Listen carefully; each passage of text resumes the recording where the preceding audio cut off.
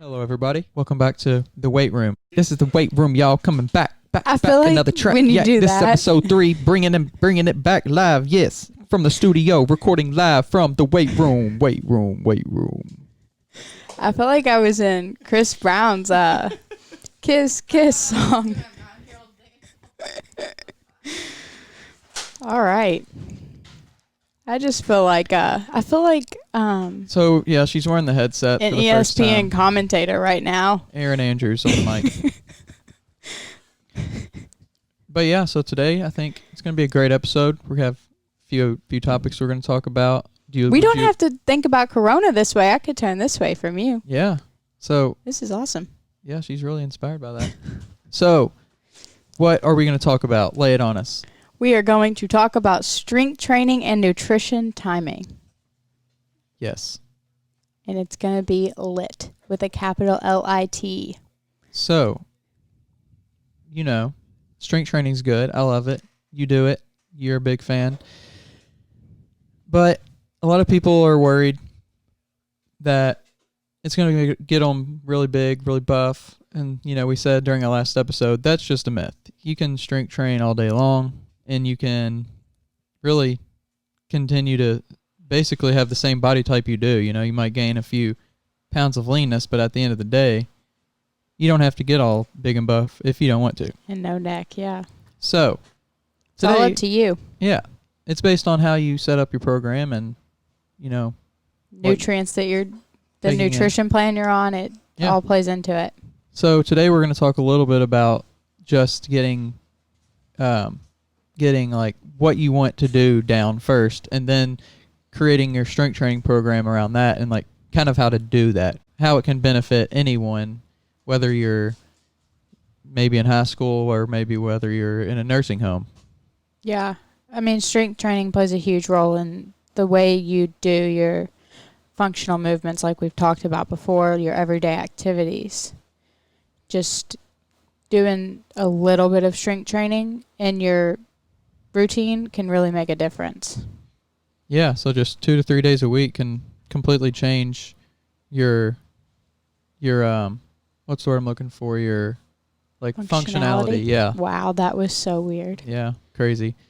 And it also really helps with your balance and your posture. That's what I was looking for, was balance. We all need more balance and a better posture, including ourselves. Oh, yeah. I mean, I think we all have really shitty posture. Yeah, pretty much. Just from simply looking at your phone, looking at a computer screen, your head extends forward, and you don't even realize that that's not the natural way your head should sit. Right.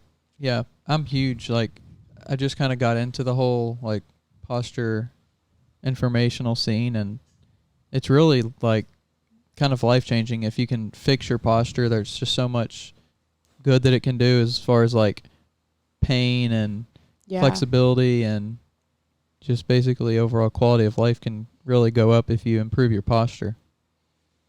Yeah. But it does take, Yeah, and it's strength. something it's hard to be aware of. Yeah, you definitely have to posture. think about it. You have to know that your posture's bad, and a lot of people don't realize their posture's bad because we all have the same terrible posture. Yeah, which you're basically just looking into a mirror of somebody else whenever you look at, or look at somebody else. You're basically just seeing your own posture reflected, so you think it's normal. Takes a different type of awareness to really acknowledge the way you're sitting. Right. Rather than just being comfortable. Yeah. Yeah, because, that's not to say that you can't be comfortable having good posture. It just takes some time to readjust your body. Right. It's almost like a workout. Doing a hard workout, you're gonna be sore, but it's helping you out. It's kind of the same way. Whenever you fix your posture, you might not necessarily be sore, but you might find it more uncomfortable at first, and then it's gonna help you out, in the long run. Yeah, for sure. That was a pretty great tangent on posture and such as. I felt like it was really good, but I think it's needed though. Yeah. So let's jump into strength training, and we talked about how strength training, most people associate that with being buff and bodybuilding and right. being super lean and six packs and veins popping out, but that's really it's not why I strength train at all. Right. It's just really good for, like we said, functionality and what we refer to as activities of daily life. Yeah. Do you have any examples of those? I mean, basically, from the time you get out of bed until you get back into bed, anything you normally do is going to be categorized as an activity of daily life. So, like, I mean, even simply just getting out of bed, getting off the couch, picking something up, Yeah. going down or up the stairs, getting out of your car. There's just so many things, obviously, that you do on a daily basis that you don't realize that if you didn't have if you had a little less muscle and a little less strength, it would be harder for you to do. And if you had a little more, then it would be way easier for you to do. Right. Yeah, you don't realize the difficulty because you're so used to it, or the easiness, whatever. You don't realize it because it's just what you're, like the posture thing, you're just so accustomed to what you consider normal. Right. But it can be improved and it can make things way easier. So would you say that anybody that comes to you that has the ability, health-wise and like chronic disease-wise, that can strength train, are you going to assign them a strength training a few days a week? Yeah. I mean, if they want to.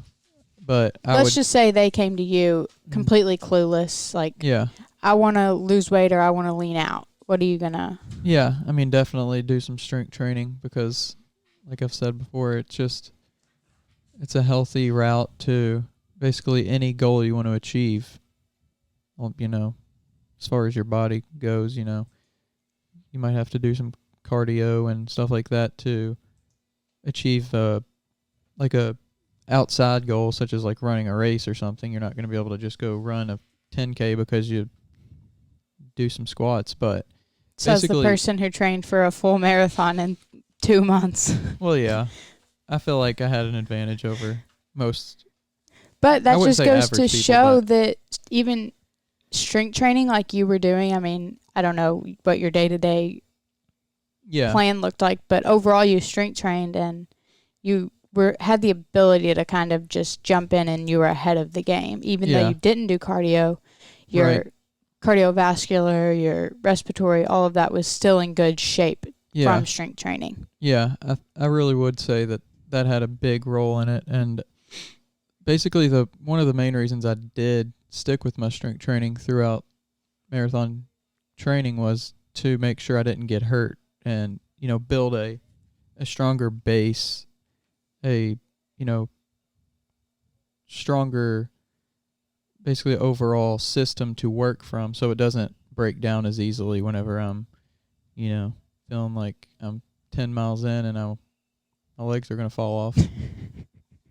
So you're saying you weren't 10 miles in and dreading it? It took me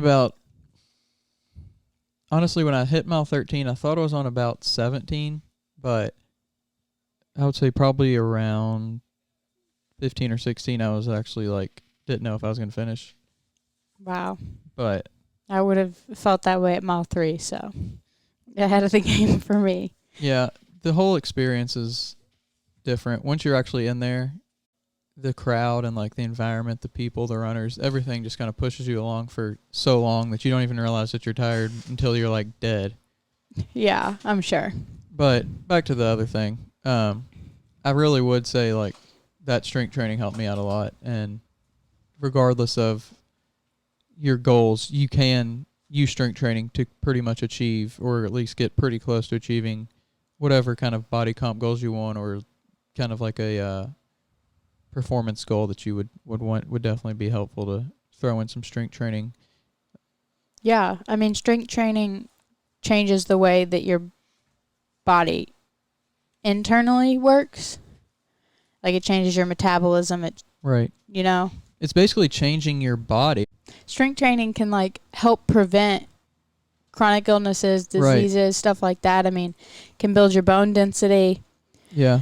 And just help as you age with a lot of things that put you ahead of the game. Right.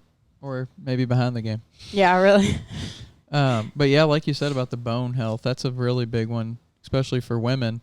Right. Just any woman. Post-menopause is really hard for a lot of women.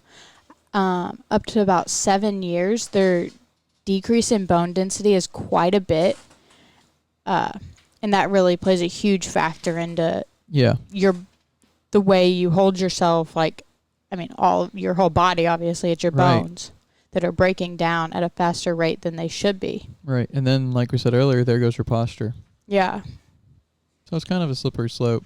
But hopefully with some strength training, you can kind of help in delaying at least all of those negative things that can come along, obviously, just with aging. So if you are looking to get a little more out of your strength training, the next thing that I think is important is the timing of when you're eating. And I'm not talking like you should be eating at 3 p.m. or you should be fasting or you should not eat before bed because that makes you fat. No.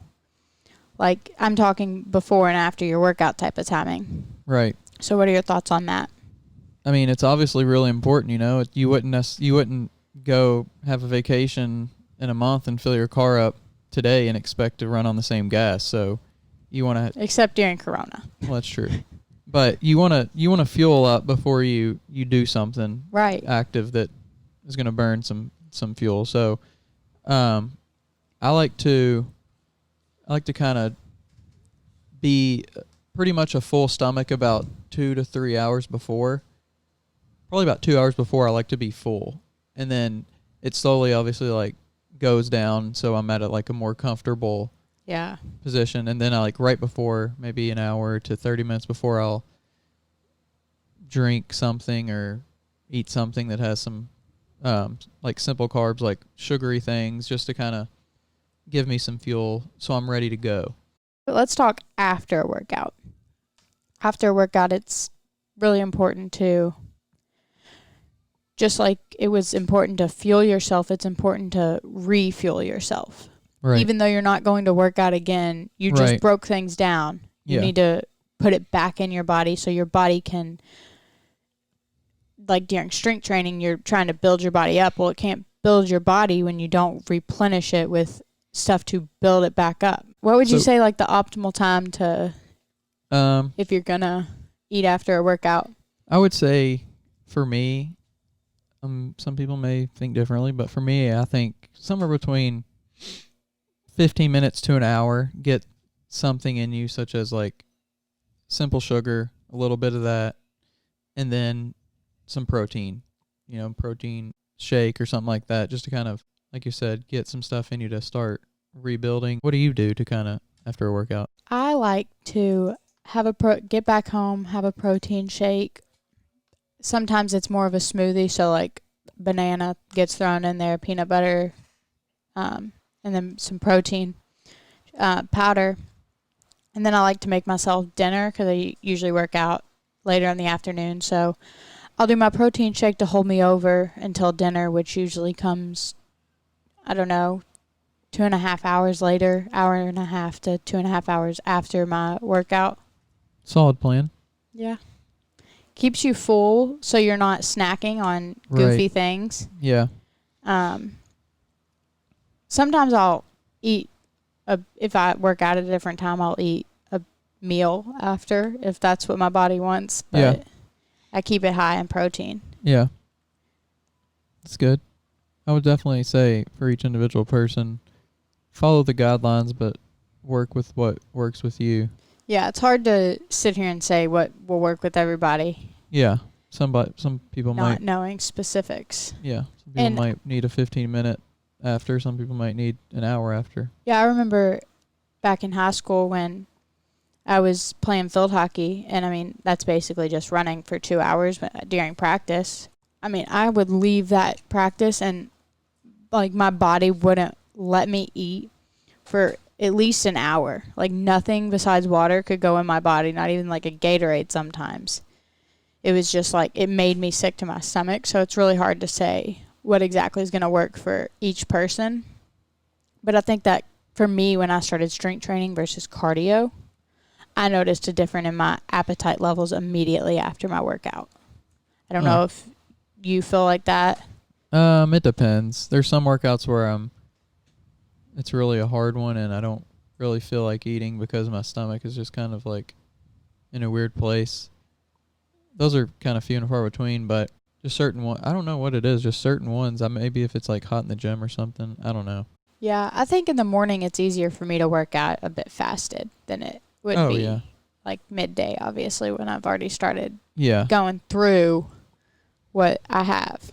Yeah. If I try to work out on an emptier stomach, like near lunch or later, I just don't want to do it. Like, I don't want to work out. I have no motivation. I don't know why. I guess it's just... I would probably wouldn't be able to do much. Yeah. I don't really have, like... I just want to eat. So, I don't really focus too much on the actual workout as much as I do just getting done with it. Right. Yeah, I think that's a good point. So, just whatever works for you. Find what works for you. It took me a while to figure out what I like before and after. Just trial and error type of thing. That you got to be willing to have the crappy workouts on a full stomach or empty stomach to figure out what really works for you. I think timing is important no matter what type of workout we're doing. We just, everybody has different needs based on your goals, based on the type of workout you just did. So it's important that you don't just take this podcast and run with it. Take it with a grain of salt. And if you have further questions, to message one of us, get in contact with one of us. Yep. Let's leave the people with a challenge again, though. Okay. I want to say if you didn't complete the first challenge, then WTF? What are you doing? And it really wasn't that hard. All you had to do was think. So yeah. Anyway, I challenge you to first complete the first challenge. Well, the first two challenges, because I think we set a challenge for the first 2 episodes. We did. I was going back and listening to the first one, and I was like, oh, we coincidentally set a challenge for that first episode, and that wasn't even in the plans yet. Yeah, I think it's just kind of going to be a thing. So yeah. That's good. And if you do these challenges and you have questions or you just want to show off that you listen to directions, let us know. We love to see that people actually are listening and doing the challenges. Yeah. So do you have a specific challenge in mind? I don't. Here's my idea. Okay, my idea for a challenge is like, it's more, again, thought than action, but I want you to think about what your fitness goal is, and then think about how strength training could get you there. And then if you don't know, Google it, ask us, ask Alexa, do whatever you got to do. But I think no matter your goal, you'll find that strength training can help you get there. For sure. I like that. Even if your goal is cardio, like running. Yeah. Like build your leg muscles to carry you farther. Yeah, build a stronger core. Yeah.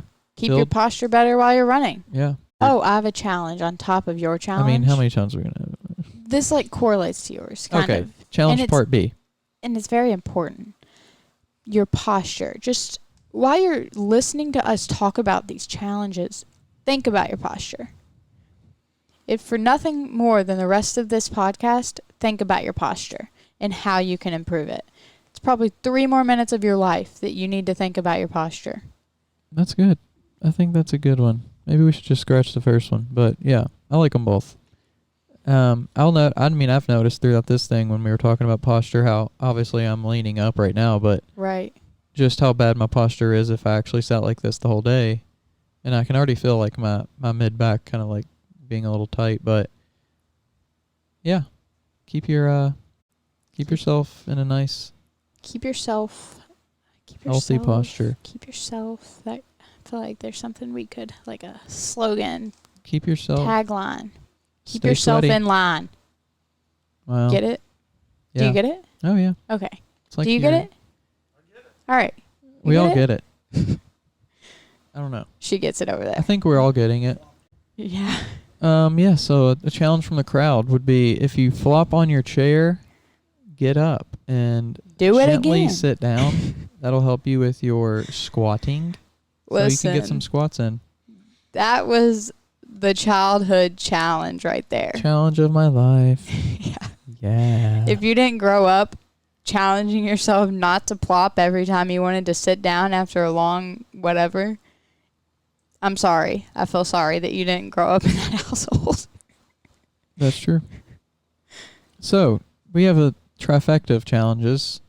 That are You could all do important. them all, or you could do one or two, or half. I don't know, quarter, 1/8, Quarter. 3 1/3. Well, there's only 3, so I guess you can't do it unless you create your own challenge. But other than that, I think we're pretty much good to go. I So, think so. I We've want to left thank you with you. options. If you're still listening, you're a true dedicated weight room fan. I'm glad you came Sure. into the weight room today to gain a little knowledge. If you haven't already, please subscribe to the podcast. Like it, leave a review, share on Spotify. Yes. Because Spotify is lame, apparently. What the heck? But it's still good. So, Still good. but also, really, most people probably have iPhones, so get Apple Podcast. If you don't have the app, I'm pretty sure it comes downloaded on your phone.